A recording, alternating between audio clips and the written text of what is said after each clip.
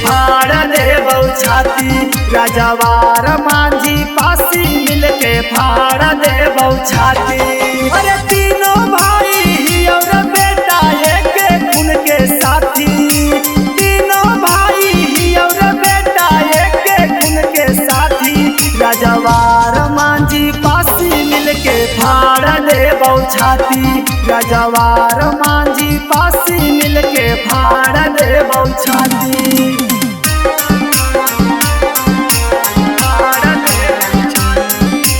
नमूना recording studio Rajgir.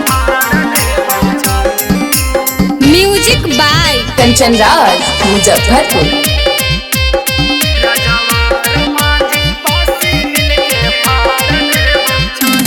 चमरान पसवान के सनक दौ जोहिया भेजन। पटक के निकाल ले तो बेटा करे जाने। चमरान पसवान के सनक दौ जोहिया भेजन। पटक के निकाल ले तो बेटा करे जाने। बड़ी कैदी रात अब केरो न चलतौ रे नाती। बड़ी कैदी रात अब केरो न चलतौ रे नाती।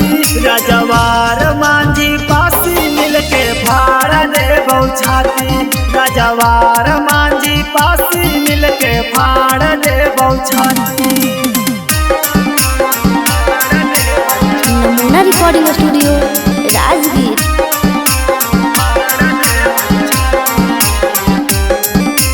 Music by Kanchan Raj Muzaffarpur.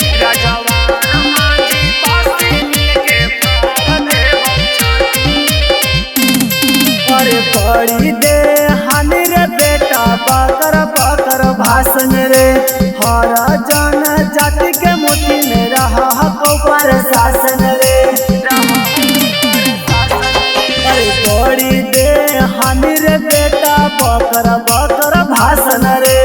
हर जन जाति के मुट्ठी में रहा पर शासन रे। यान जय के राइटर बदल देतौ राशि। यान जरा टाइगर बदल देतौ राशि।